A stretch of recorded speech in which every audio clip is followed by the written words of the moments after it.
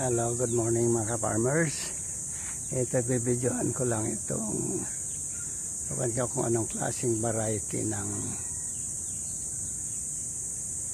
dragon fruit ito, at maliliit yung kanyang mga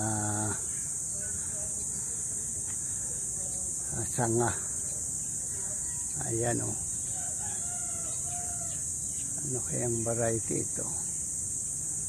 O baka naman dahil sa siya ay nandito sa puno ng malunggay at maliit yung maliliit talaga yung kanyang mga hindi ko alam pa ng variety ito mga ka-farmers. Ako umiikot-ikot dito sa subdivision ng Richmond.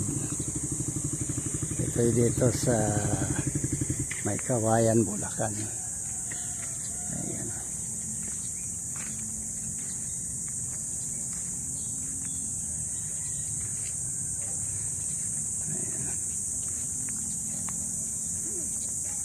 May mga lote pang bakante, pero dati ito nung andito ako walang katao-tao rito itong lugar na ito. Ngayon may mga bahay na. Dahil dun sa kabila dati wala yan. Ayan o. Ito malaking building din sana ang itatayo rito, pero ewan ko ba ba't naantala ito. Iniwan, baka kinulang ng budget. Ayan o, ang lalaki ng poste. Ayan. Noong 2005 wala pa itong mga bahay dito nung andito ako noon. Ayan, ang dami na. Ako ngayon lang ulit nakapasyal dito.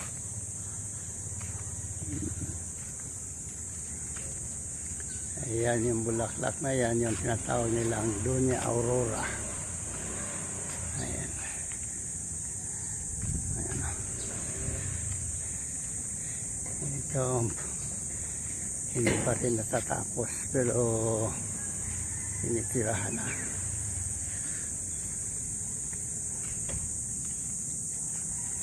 Ayan. Ayan. Dito mayroon din dragon fruit.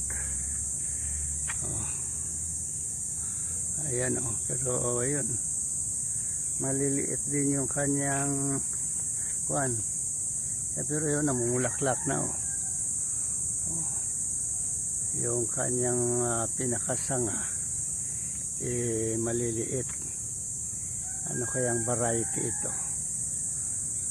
Baka ito yung dilaw, kasi yung sa akin doon sa probinsya ang lalaki ng nung mga sangang ganyan.